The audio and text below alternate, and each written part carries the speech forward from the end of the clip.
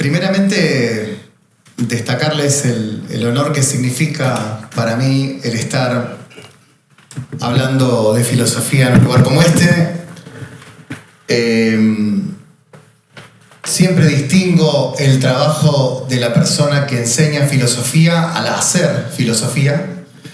Y me parece que lo interesante de las conferencias es no solamente poder enseñar filosofía, sino también hacer filosofía. Es por eso que primeramente vamos a hacer una explicación de más o menos 1 hora, después hacemos una pequeña pausa y hacemos una segunda explicación más. Y me gustaría también, en la medida de lo posible, escucharlos a ustedes, qué tienen para decir o en qué están en desacuerdo, sobre todo con lo que estoy planteando, ¿no? Uno de los temas que vamos a desarrollar hoy tiene que ver con lo difícil que se está haciendo en estos tiempos el disenso. Vivimos en una sociedad de gritos, en una sociedad donde el que habla más fuerte parecería que tiene razón, así que el hecho de poder disentir me parece que va a ser la matriz también de esta conversación. Además, me encanta estar en Rosario, amo esta ciudad y eso también tiene un plus. Gracias por haberme invitado. Bueno, ¿está esto en Pizarro? No puedo ver. Está, ¿no? Ya está. Bien, vamos a comenzar entonces. Fíjense que me voy a manejar con el tema de la diapositiva, pero más que nada es como para ir ilustrando lo que quiero ir comentándoles y lo que quiero hablar con ustedes, porque los caminos que vamos a trazar son un camino de reflexión sobre la verdad, ¿no? La mayoría de ustedes trabaja con la verdad, porque gran parte de ustedes se dedica al periodismo o a la comunicación, y aquel que comunica tiene un compromiso con la verdad, o al menos espera que tenga un compromiso con la verdad. Pero es interesante también darnos cuenta que la filosofía nació como búsqueda de la verdad. Es decir, los primeros filósofos intentaron buscar la verdad. Cuando la filosofía nace, que creo que si tuviéramos que hacer un análisis de cuál es la originalidad absoluta que tiene la cultura griega, o sea, pensemos en Atenas como la pensamos idealmente, ¿no? O sea, con ese Partenón, como ese lugar, ese puerto, y pensemos en ese lugar como un lugar que aportó muchísimo a la cultura. Gran parte de lo que han hecho los griegos también lo hacían otras culturas. Por ejemplo, el desarrollo de las matemáticas. Por ejemplo, el desarrollo de la navegación. Los griegos eran excelentes navegantes. Incluso Homero se refiere a lo que después llamaremos Atenas como una nación de gozosos remeros. Eran navegantes. Pero quizás el aporte más original, el único aporte definitivo que la cultura griega nos da a nosotros en el siglo XXI es la búsqueda lógica y racional, o sea, racional y lógica de la verdad. La filosofía tiene un compromiso con la verdad en sus inicios. Entonces, nos parece bastante interesante. Nos parece bastante interesante que cada vez que yo doy clases, yo tengo la posibilidad, el privilegio de dar clases en el segundo cuatrimestre a personas que han cumplido la mayoría de edad pero quieren terminar el secundario, y cuando hablo con ellos de la verdad y les digo que el primer tema que vamos a ocuparnos es la verdad, les pregunto qué piensan de la verdad. Y es muy interesante que la mayoría, y quizás a ustedes también les pase, lo primero que dicen es, no existe la verdad. Yo tengo mi verdad, vos tenés tu verdad, otros tienen sus verdades. Y este principio que estamos desarrollando en el siglo XXI no es un principio que lo tengan personas de determinadas clases sociales o de determinadas elecciones políticas, no. Casi todo el 90% de la población mundial piensa que ya no existe la verdad. Entonces, el aporte más original que tiene la filosofía desde sus comienzos, es decir, la búsqueda de la verdad, hoy cayó en un desprestigio. Porque incluso si ustedes por ahí tienen la costumbre que tengo yo de poner, ¿vieron esos programas de las 3 de la tarde donde comentan televisión? Yo lo pongo en mute, o sea, mientras estoy trabajando lo dejo como para, la típica para que esté, ¿no? El televisor, para que esté ahí. Yo escucho muchas veces cuando hago una pausa en mi trabajo y escucho los debates que hablan de la vida, de otra persona, alguien dice, el problema es que yo vengo a contar mi verdad. No sé si escucharon eso. Y el otro dice, bueno, pero te trajimos porque después de que te encontramos en el boliche tanto con el famoso, con el futbolista, contanos tu verdad. Esto haría temblar a Platón, temblar a Aristóteles. ¿Cómo es esto de que un ser humano pueda contar su verdad? Si precisamente la filosofía busca la verdad. No es que la filosofía cuenta la verdad, la busca. Entonces, el primer problema con el que nos encontramos es la definición misma de filosofía, porque ahí ya está el compromiso con la verdad. Porque llegaremos hacia el final de la ponencia de hoy a las fake news. Pero este camino que vamos a trazar tiene que empezar desde la definición misma de filosofía. Los filósofos necesitaban una palabra para diferenciarse de la actividad del resto de los sabios. Es decir, cuando, por ejemplo, Tales de Mileto quería explicar a sus cuñados a qué se dedicaba, no tenía una palabra. Yo sí, yo cuando le tengo que explicar a mis cuñados en un asado a qué me dedico, tengo palabra, ¿no? ¿A qué te dedicas? Enseño filosofía. En realidad digo que soy docente, ¿no? Pero enseño filosofía. Tales de Mileto no tenía palabra para definir a qué se dedicaba, no le podía contar a su esposa, a sus hijos, a sus amigos a qué se dedicaba. No tenía palabra. Parménides no tenía palabra, Heráclito no tenía palabra. Les estoy nombrando los primeros filósofos griegos. Entonces ellos necesitaron definir eso. Y la definición es la que ustedes están viendo ahora en pantalla. Pero esa definición tiene un compromiso con la verdad. Porque ellos se definen. ¿Alguien sabe qué significa filosofía en griego? Quizás. ¿Alguien podría decirme qué significa? Más allá de que lo diga ahí, ¿no? ¿Qué significa? No lo sabe. Amor a la sabiduría, ¿no? Lo puse como pregunta, pero está la definición. Los griegos definen su trabajo como filósofos como amor a la sabiduría. ¿Y por qué utilizan la palabra amor? Porque también podrían definirse como poseedores de la sabiduría. Yo soy un sabio. Yo soy un sabiondo. Yo soy un sofista. Es decir, la persona que es capaz de argumentar para disimular sabiduría. ¿En qué se diferencia un sofista de un filósofo? En que el sofista, con sus argumentos, puede negar la verdad y ocultarla. En cambio, el filósofo está enamorado de la verdad.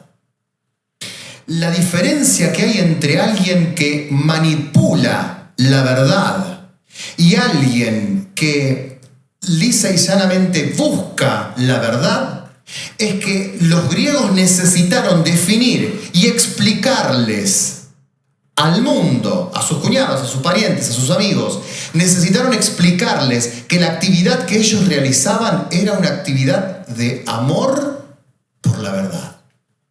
La mejor palabra era amor, porque el amor es ante todo incompletitud. La persona que está enamorada siente que siempre le está faltando algo. La diferencia que hay entre un enamorado y un no enamorado está en el deseo y en la necesidad. Como si esto fuera un titular de esas revistas, ¿no? que hace 20 años se vendían. claves para saber si estás enamorado o enamorada. No sé si ustedes veían los mismos kioscos que yo veía, ¿no? Clave número 1, vas a sentir deseo. Clave número 2, vas a sentirte incompleto, vas a necesitar de la otra persona para terminar de completar un poco lo que te falta. El amor es deseo y es incompletitud. Entonces los primeros filósofos no van a decir que ellos poseen la verdad, como pasa con muchos comunicadores en la actualidad. No sé si ustedes miran los mismos canales que yo, pero cuando yo veo opinar gente en la televisión, sobre todo en los medios masivos, veo como que se presentan como poseedores de la verdad. El filósofo no es alguien que está en actitud de poseer la verdad, sino enamorado de la búsqueda de la verdad. Se siente incompleto, le falta verdad. Y si a vos te falta verdad, estás lleno y llena de preguntas. Hacer filosofía es, por lo tanto, llenarse de preguntas.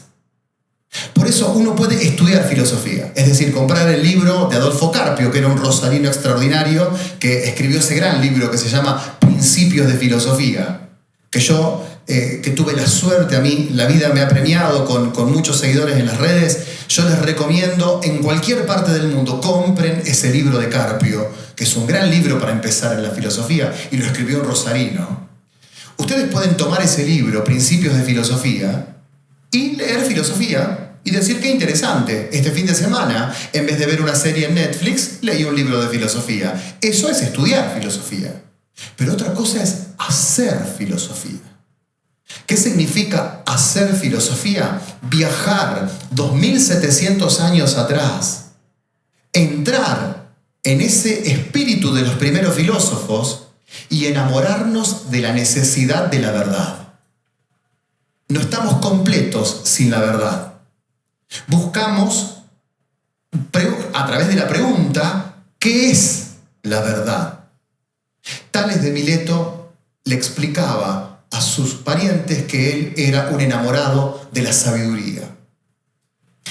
Y ser sabio tiene una vinculación también con la verdad, porque ustedes verán en la diapositiva que es amor y sabiduría. La palabra sabiduría también tiene una vinculación con la verdad. Es decir, aquel que se cree que se las sabe todas, tiene un problema serio con la verdad, porque cree que su opinión es la verdad. Presenciemos cualquier discusión familiar sobre el recorrido de colectivos, sobre si la pizza tiene que tener mucho queso, o sea, cosas bien cotidianas que uno puede discutir en familia. Y ahí se va a dar cuenta si aquel que está discutiendo con uno tiene amor por conocer la verdad sobre lo que se está discutiendo, o simplemente quiere que su opinión prevalezca por encima de la opinión del otro. Y si yo quiero que mi opinión prevalezca por encima de la opinión del otro, negué y asesiné para siempre al otro. El otro no existe. Existo solo yo. Cuando lleguemos al final de esta conferencia, veremos que uno de los grandes problemas que tiene la democracia es que un ejército de personas caminando por la calle mirando un celular es un ejército de individualidades. Y si hay un ejército de individualidades, el otro cada vez está más negado. Por lo tanto, ¿cómo podemos hablar de comunidad si cada vez importa más lo que un algoritmo me dice a mí y el otro no existe? Entonces, vamos a la palabra sabiduría. Cuando yo tengo que explicarle a los chicos en el colegio secundario la diferencia entre sabiduría y conocimiento, el ejemplo que utilizo siempre es el ejemplo de un ingeniero mecánico que sepa cómo funciona, por ejemplo, un auto que a mí me gusta mucho, un Volkswagen Vento, por ejemplo. Es un auto que me gusta mucho. Un ingeniero es capaz de abrir el capot y conocer, no ser sabio, conocer el funcionamiento interno. Es más, quizás puede asesorar a una empresa que fabrique ese tipo de autos. Tiene el conocimiento sobre la mecánica del auto. Pero si se sube a ese auto y anda a 150 kilómetros por hora por Avenida Pellegrini, tiene el conocimiento, pero no tiene la sabiduría. Es decir, conoce muy bien cómo funciona ese auto, pero no sabe vivir con ese conocimiento. Entonces la filosofía busca la verdad para vivir mejor. Alguien que hace filosofía, alguien que lee un libro de filosofía, alguien que siente que la filosofía llegó a su vida, es probable que viva mejor y que viva en mayor verdad, porque la filosofía es búsqueda de la verdad.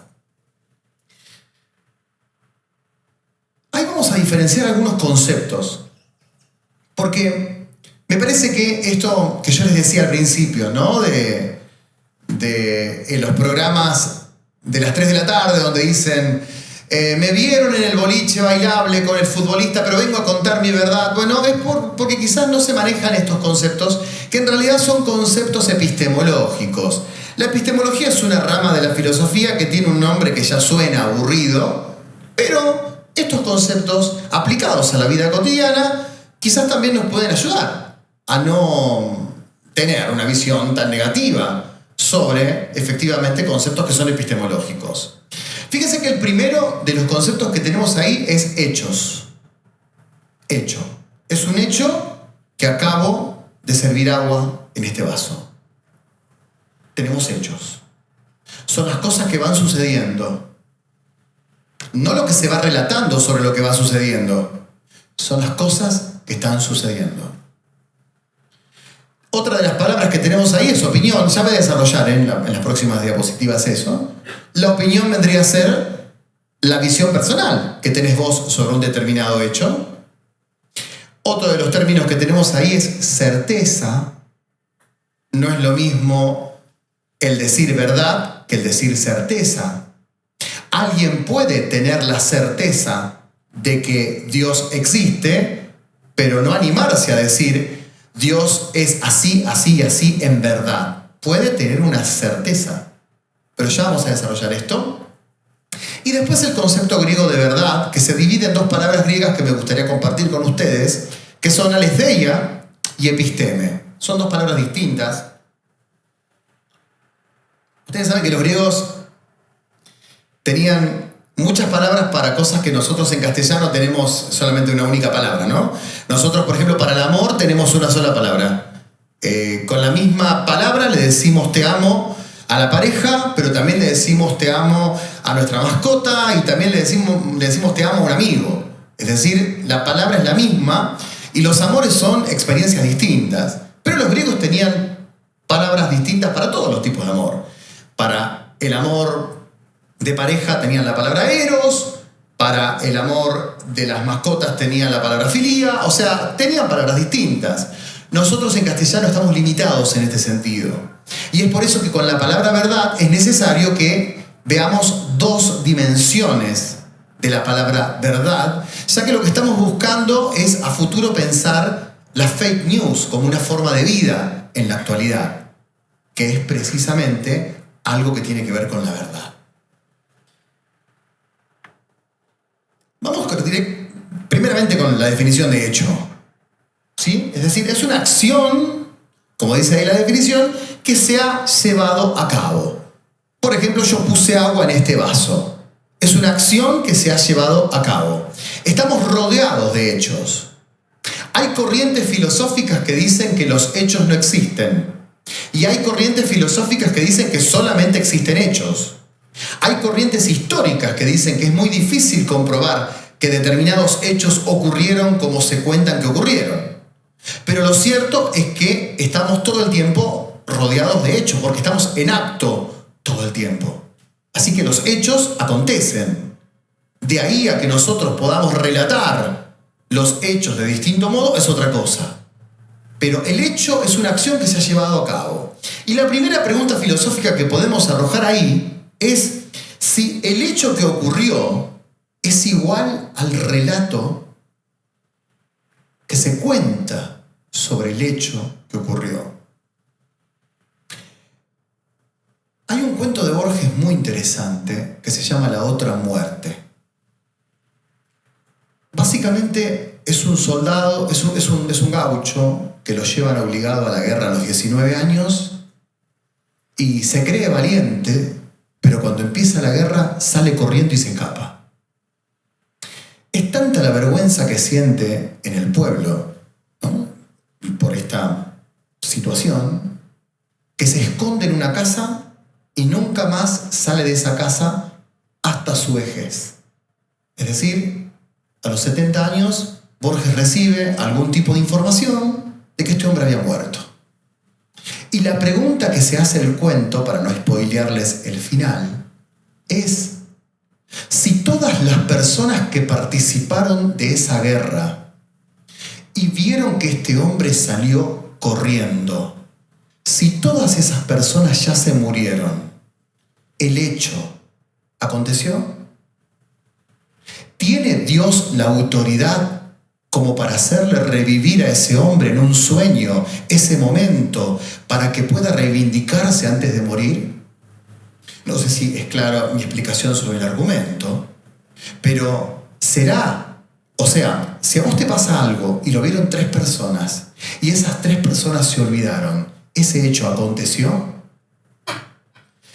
La respuesta de Borges está al final del cuento, no se lo voy a spoilear, pero es muy interesante la pregunta. El único que queda con la decisión sobre la huida de ese hombre es Dios, que es el último en haber visto eso. Si es que creemos en Dios. Borges era ateo, pero igual habla de Dios, ¿no? Todos los demás habían muerto y aquellos 2 que estaban a punto de morir y que no habían muerto se habían olvidado. Miren qué cosa más interesante. Pasó algo tremendo en tu vida y nadie se acuerda que eso tremendo pasó. La memoria colectiva se perdió. Ahí queda la pregunta filosófica. Si un hecho ocurrió y nadie se acuerda, ¿ese hecho ocurrió? Seguimos con los conceptos. Ahí tenemos el concepto de certeza. La certeza vendría a ser la convicción de que ese hecho es ese hecho. Es decir, la convicción de que este vaso de agua es un vaso de agua. Si yo creo que esto es un vaso de Coca-Cola, mi certeza es una certeza, pero está equivocada. Fíjense en qué interesante. Yo puedo creer que esto es un vaso de gaseosa. Puedo tener la certeza, pero eso no significa que sea verdad. Volvamos al programa de las 3 de la tarde, que dice vengo a contar mi verdad.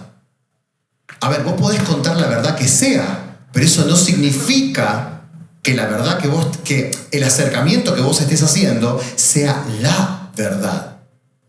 Entonces, la certeza es la convicción de que algo es o no es así, a diferencia del hecho, que es simplemente lo que pasó. Y acá nuevamente vienen más preguntas filosóficas que tenemos que hacernos sobre las certezas. ¿Las certezas sobre un hecho son definitivas? ¿O hay certezas que van cambiando sobre lo que pasó alguna vez? ¿Tiene la certeza el mismo rango que la verdad? O sea, lo que yo creo sobre cómo tiene que ser el país es exactamente cómo tiene que ser el país.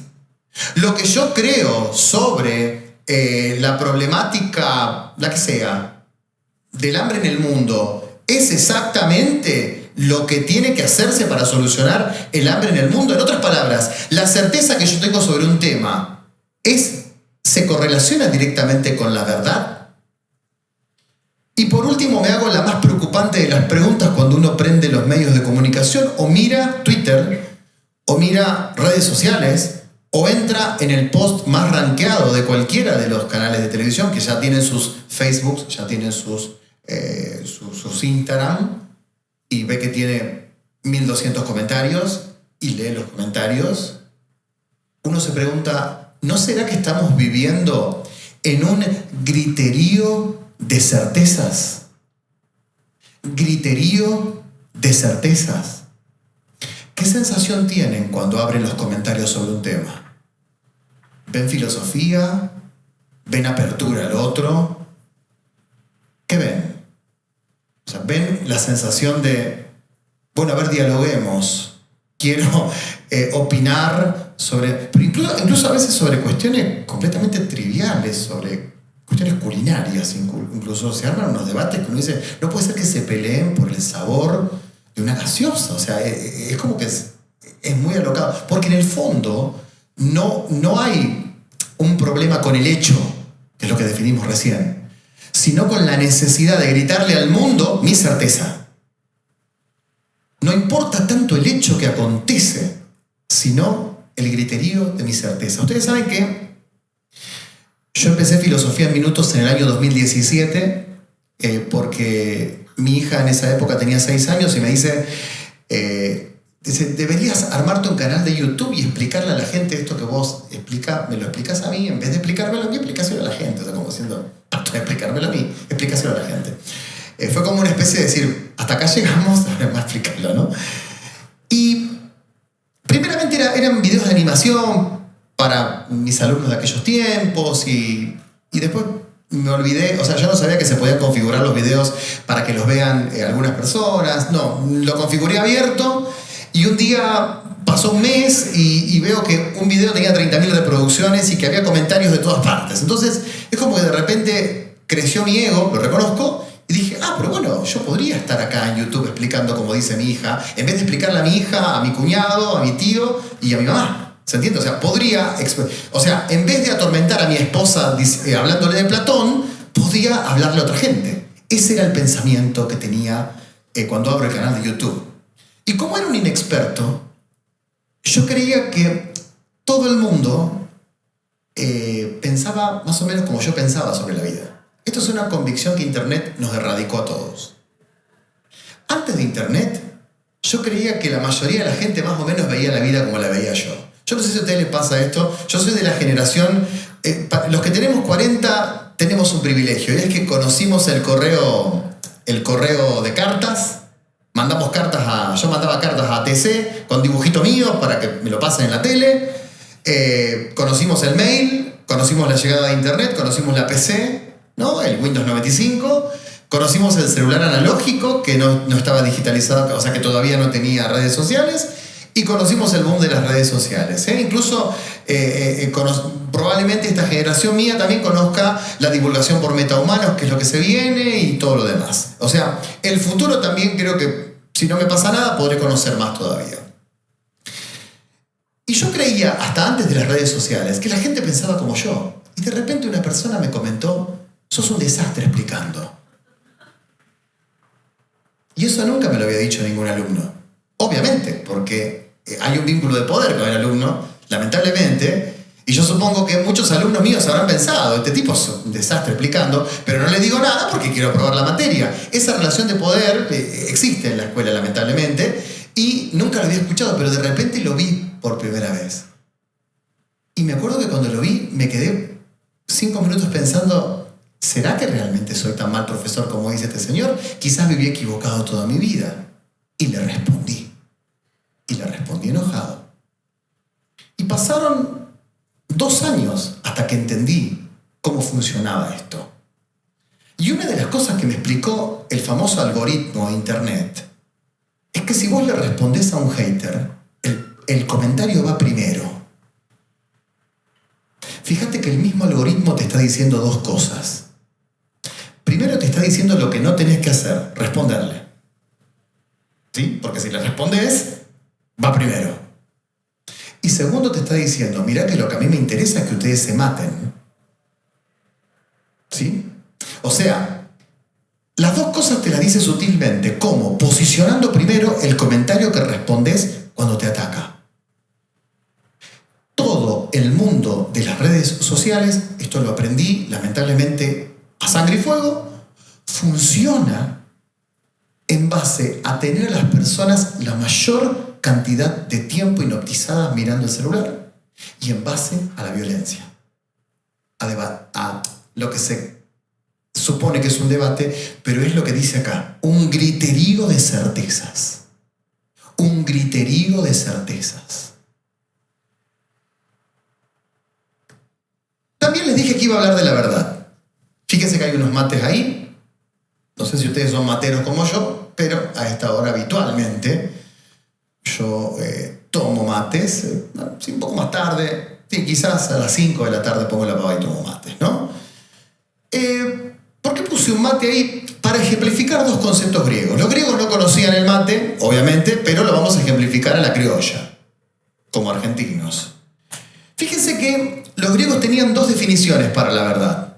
Primeramente, la verdad científica. O sea, la verdad que no tiene sentido discutirla.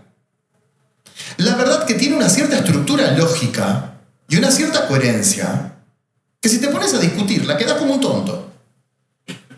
En el caso del mate, es que si pones el agua a calentar la pava para tomar mates, cuando llegue a 100 grados, va a hervir. Yo me compré una de esas pavas eléctricas, no sé si desde esas que traen la numeración de cuántos grados tienen, porque me obsesioné con los 95 grados. O sea, no quería que hierva, pero tampoco quería que sea de 80, quería que esté en 90 más o menos. Entonces, le pongo 90 y va hasta 90 y ¡pum! Corta. Porque es una verdad científica, porque es episteme.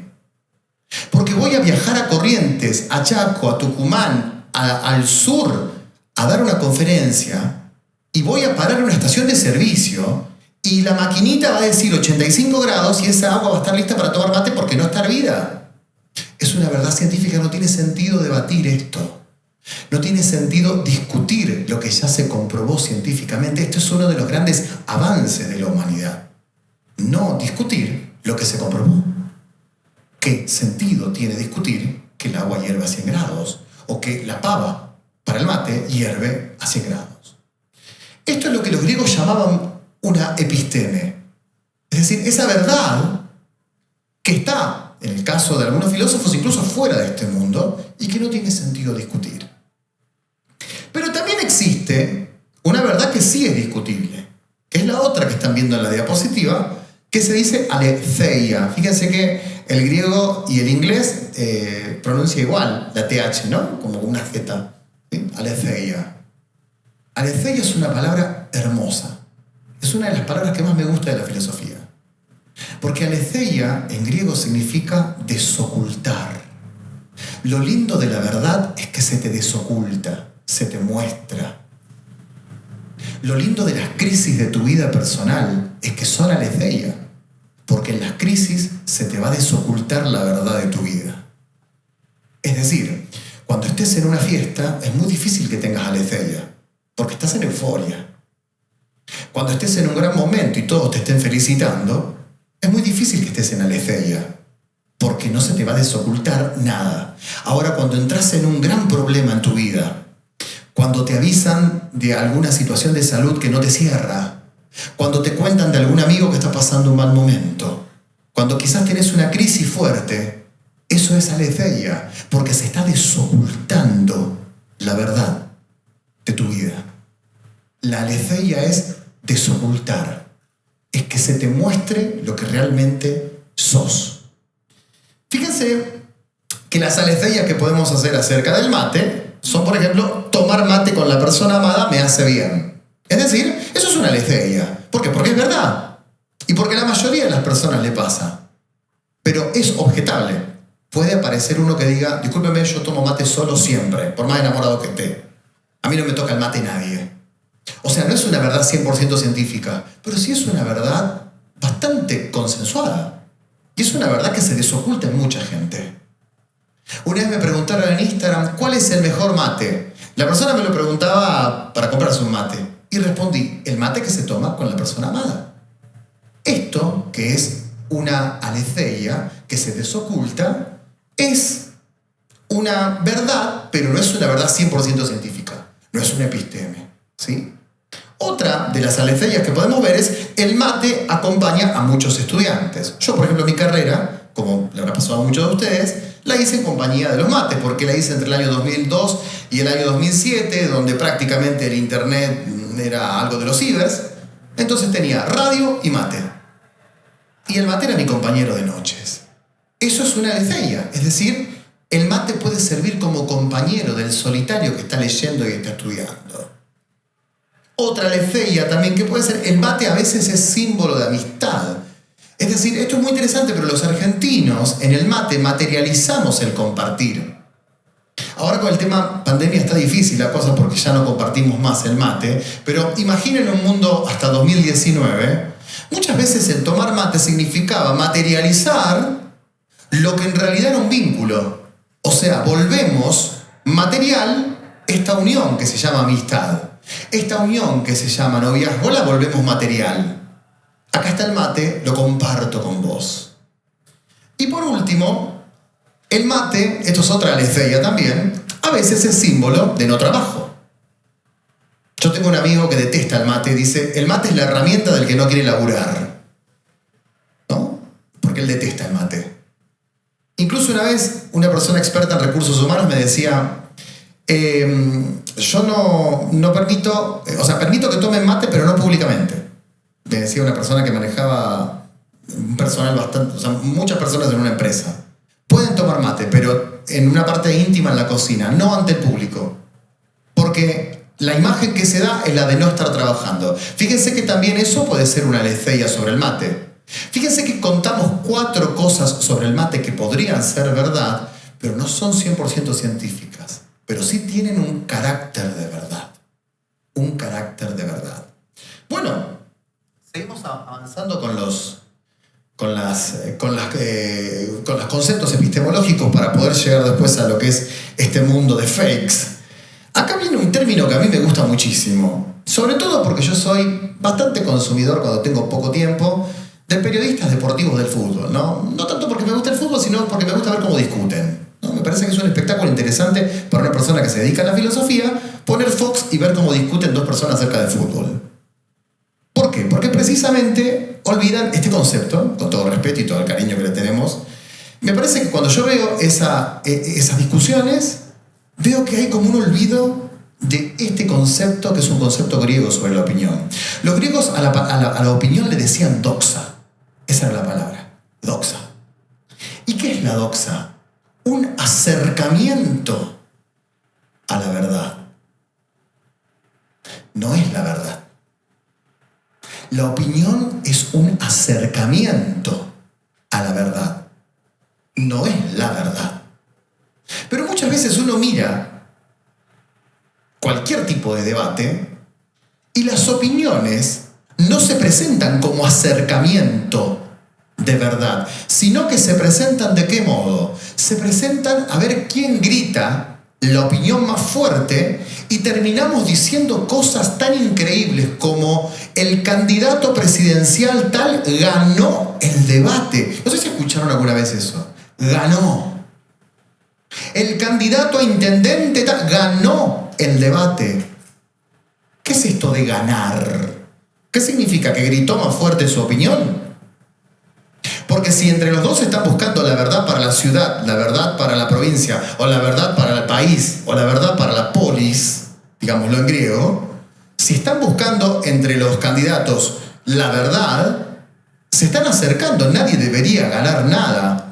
Pero es tanta la fuerza que tiene hoy por hoy la opinión, es tanto la violencia que tiene el griterío de opinión, que terminamos diciendo fulanito de tal ganó el debate. Es más, muchas veces los mismos medios titulan ¿quién ganó el debate? Hacen encuestas en Twitter, ¿quién ganó el debate?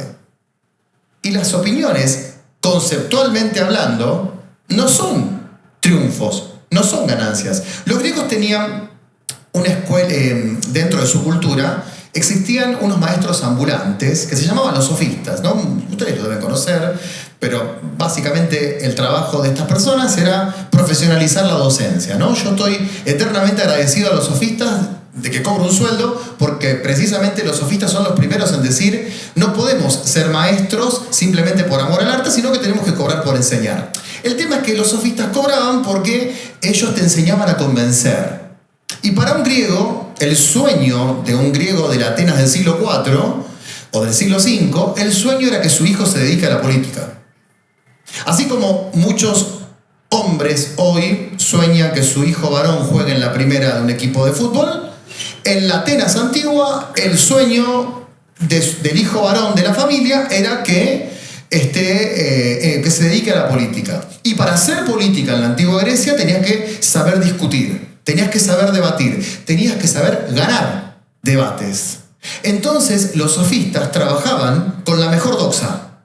Te enseñaban a argumentar incluso cuando ibas perdiendo el debate. Fíjense qué interesante. Es decir, buscaban argumentos para disfrazar incluso perdiendo el debate. Porque si vos estás discutiendo con otra persona y la persona te demuestra que realmente estás equivocado y sos un buscador de la verdad, un amante de la sofía, un amante de la sabiduría, es lógico que lo que tenés que hacer, ¿qué es? Es reconocer que la otra persona ganó. No digo te ganó la discusión, pero sí la otra persona se acercó mejor a la verdad. Pero si vos estás en una especie de dictadura de la opinión o una especie de griterío de la opinión, lo que tenés que hacer es defender a muerte esa opinión. Y eso que enseñaban los sofistas en la antigüedad, para mí, esta es mi opinión, es mi estimación, para mí hoy sigue vigente. Tratar de imponer como sea mi forma de pensar, más allá de que no sea exactamente adecuado a los hechos o a la verdad.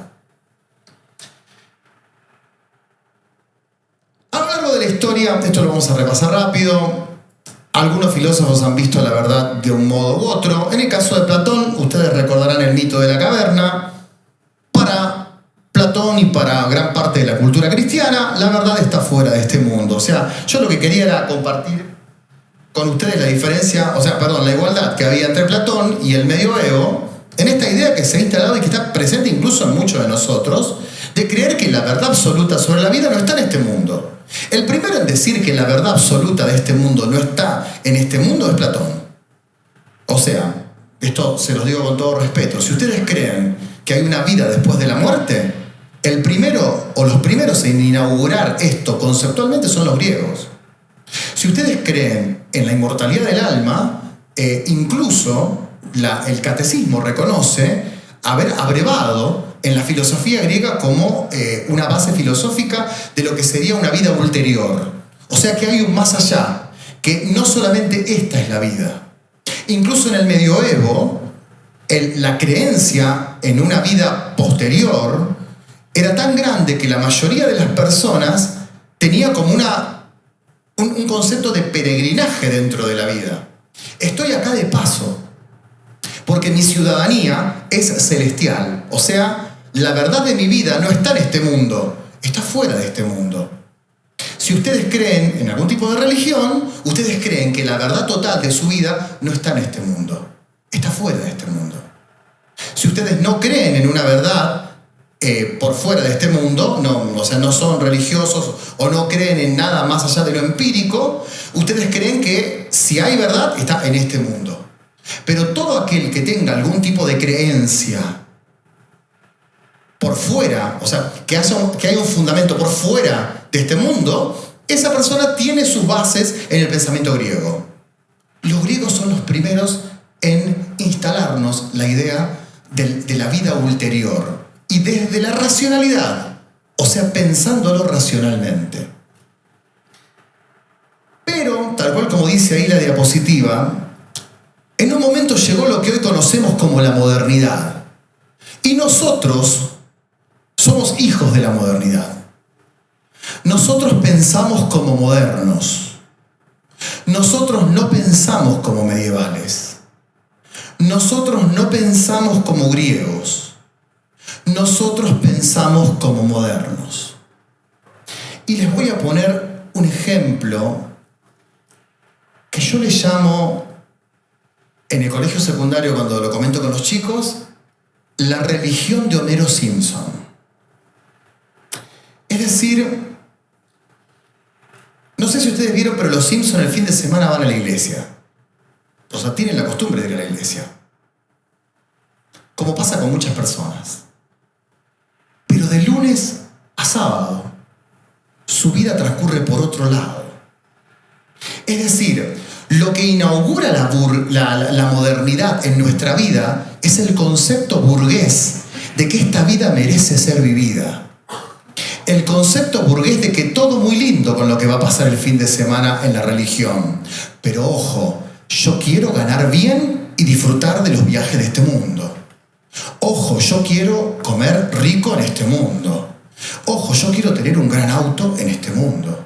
Yo quiero prosperidad en este mundo.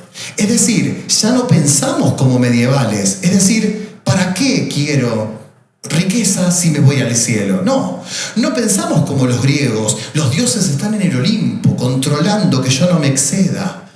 No. Pensamos como modernos. Queremos progresar en esta vida y ojalá haya una vida ulterior. Queremos vivir de lunes a sábados poniendo lo mejor de nosotros y ojalá haya una verdad después. Pero podemos dividir nuestra vida entre lo que hacemos en lo concreto, que yo lo llamo la vida burguesa, es decir, la vida cotidiana, la vida que se preocupa por progresar, que es bien moderna, y lo religioso, lo metafísico, lo que está más allá, pero que no tiene demasiada incidencia en mi presente. Todo este ideal moderno se estrella directamente con lo que nosotros entendemos históricamente como las guerras mundiales. Y acá empieza el problema del siglo XX. Es decir, habíamos hablado de verdad de los griegos, habíamos hablado de la verdad en los medievales, habíamos hablado incluso de la verdad moderna, pero hoy, en el siglo XXI, estamos viviendo las cenizas de lo que fue la destrucción de la verdad que aconteció en el siglo XX. ¿Y saben por qué el siglo XX no cree más en la verdad?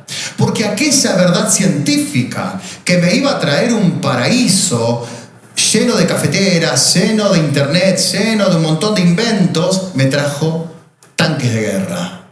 Aquella verdad científica que prometía la ilustración y que, la filosofía de la ilustración decía, cuando eduquemos a todo el mundo, cuando todo el mundo sepa leer, cuando todos estén, cuando esté lleno de escuelas, el mundo será un mundo mejor, se estrella con guerras mundiales. Y mueren millones de personas.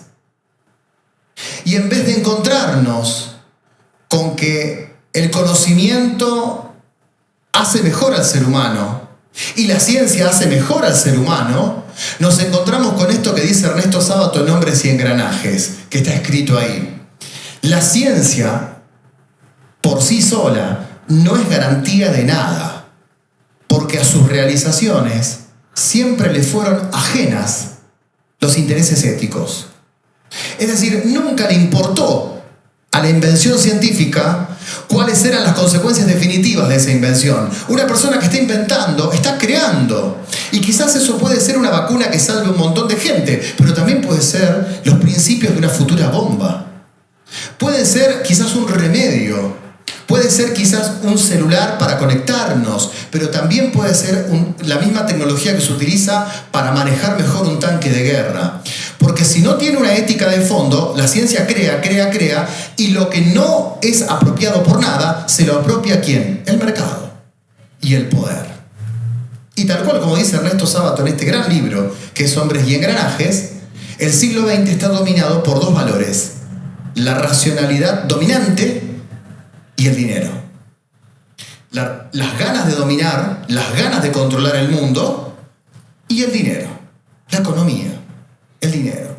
Y si la ciencia no va a tener ningún tipo de éticas, ¿quiénes se van a apropiar de la ciencia? Los que más quieran dominar y los que más dinero tengan. Y ahí tenemos el siglo XX. ¿Y qué reacción tenemos como sociedad ante estas aberraciones que ocurren en la Primera y la Segunda Guerra Mundial? En vez de decir, bueno, vamos a empezar con una sociedad mucho más justa, ¿no? Incluso, no sé si ustedes recuerdan que decía, bueno, después de la pandemia saldremos mejores de la pandemia, ¿no? Había mucha gente que era muy optimista con respecto al tema, ¿no? Decía, no, probablemente la humanidad mejore. Incluso hay pensadores, había filósofos que decían, ¿no? Es probable que esto mejore la humanidad. Hay como una confianza. Es como que somos optimistas por naturaleza los seres humanos, ¿no? Hubo consecuencias, hubo cosas mejores después de las guerras mundiales. Bueno, no lo sabemos. Lo que sí sabemos es que la sociedad posmoderna a partir de 1950, sobre todo en los países centrales, como son los países europeos y Estados Unidos, y acá por una cuestión de imitación, nosotros también empezamos a copiarles, se empezó a manejar con dos valores. Por un lado, el trabajo industrial para toda la vida, del cual hablaron siempre muy bien nuestros abuelos, y por otro lado, el consumo. Es decir, a partir del siglo, de la década del 50, de la década del 60 y de la década del 70, los trabajos eran fijos. La gente trabajaba para toda la vida. Es más, hasta podríamos decir que había gente que se compraba una casa con un único trabajo. El hombre trabajaba fuera de la casa, ese era el esquema, ¿no? El hombre trabajaba fuera de la casa, la mujer trabajaba dentro como ama de casa e incluso podían comprarse una casa. Esto entre la década del 50 y la década del 80 ocurrió en muchos lugares. El trabajo industrial por un lado y por otro lado el consumo. Por otro lado el comprar como una forma de felicidad. El endeudarme. El ir a determinados lugares a consumir para divertirme. Entonces, yo sé que mi vida, o sea, pongámonos en la mente de un trabajador de 1960. Yo sé que de lunes a sábado tengo que cumplir determinados roles, pero el sábado a la tarde y el domingo es mío. Yo sé que esos roles los cumplo de 8 de la mañana a 2 de la tarde, pero toda la tarde es mía. Yo siempre les digo a mis alumnos, la diferencia que hay entre mi abuelo y yo es que mi abuelo tenía tiempo. Tenía tiempo. Ustedes saben que mi abuelo, el padre de mi padre, fue hachero en Reconquista, en lo último que quedó de la forestal, o sea, ya prácticamente los últimos hacheros que quedaron. Y por la pobreza tremenda que tenían en la década del 50, probaron suerte con mi abuela y se vinieron a Santa Fe. Más o menos llegaron en el año 51 y a través de, o sea, realmente sufriendo, no la pasaron bien. En un momento mi abuelo empieza a trabajar en un tranvía, ¿no? En esa época existían los tranvías. Y empieza a trabajar en un tranvía. Y empieza a tener un sueldo seguro. Y con ese sueldo seguro podía tener bien a sus 4 hijos. Y yo les explico siempre a mis alumnos en clases. Mi abuelo terminaba de trabajar en el tranvía y se iba a un bar y durante 2 horas tomaba algo y miraba la nada. Tenía tiempo. Yo no tengo tiempo de ir a un bar 15 minutos. ¿Qué habrá pasado entre mi abuelo y yo que ya no tengo tiempo de ir a un bar 15 minutos? Y si voy a un bar, estoy mirando el celular, contestando mensajes, estoy anoticiándome de qué está pasando en el mundo. Estoy preocupado porque probablemente voy a hacerle impuntual a alguien. ¿Qué pasó en el medio? Es la pregunta. Y eso es lo que vamos a tratar de responder ahora. Fíjense que la diferencia entre aquel modelo, que era un modelo disciplinario, monótono, de un único trabajo, de una única verdad. La única verdad es la familia. La única verdad es papá y mamá. La única verdad es que tiene que casarte antes de los 25. La única verdad es que tiene que trabajar el hombre afuera y la mujer adentro de la casa. Era todo monista. No sé si me explico con el concepto de monismo. Todo era uno. El trabajo es uno. La pareja es una y para toda la vida. Todo eso se estrella con una pluralidad que hoy es abrumadora. Abrumadora.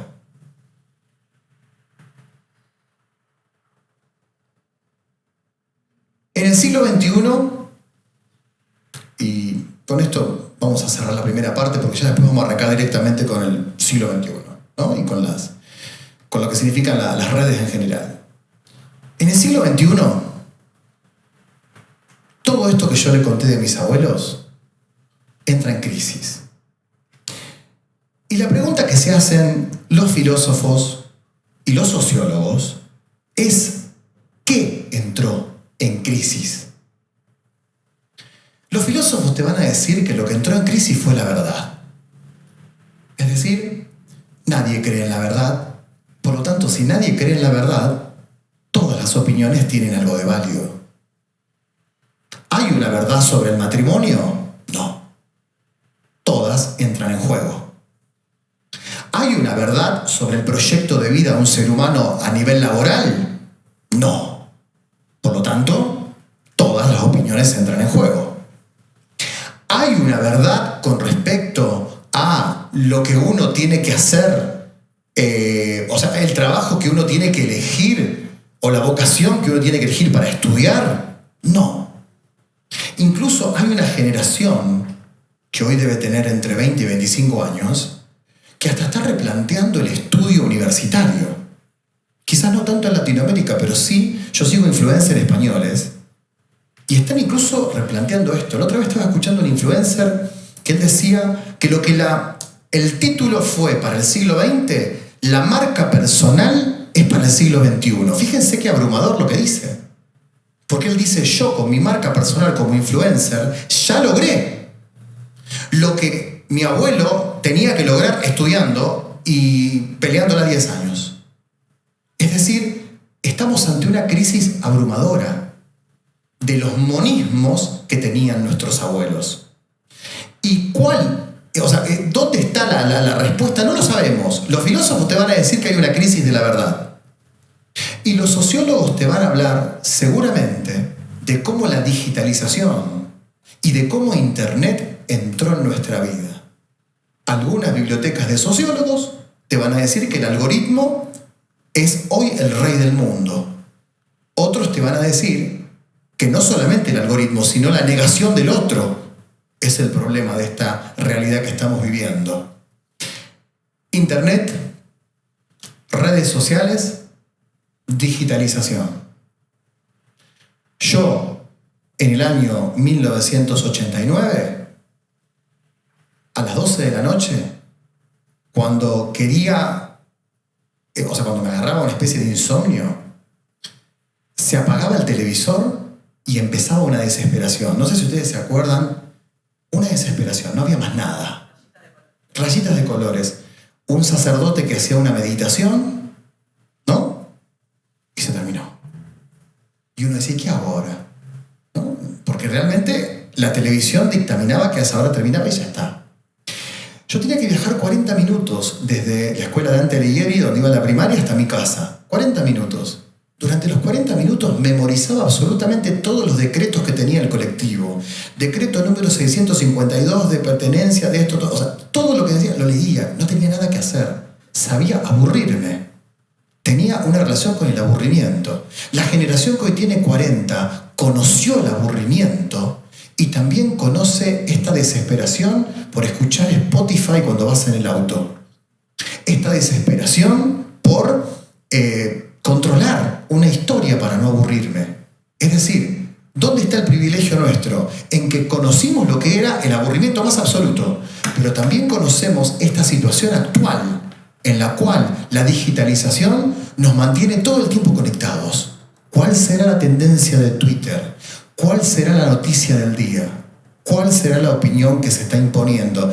¿Qué está pasando en el mundo? Y en realidad no es lo que está pasando en el mundo. Es un cúmulo de noticias que pasan como commodities delante nuestro y nosotros estamos ahí meramente expectantes de historias, de tendencias y de lo que se dictamine que nos tienen que contar. Bueno, de esto vamos a hablar en la segunda parte, ¿sí? Así que han sido muy amables en esta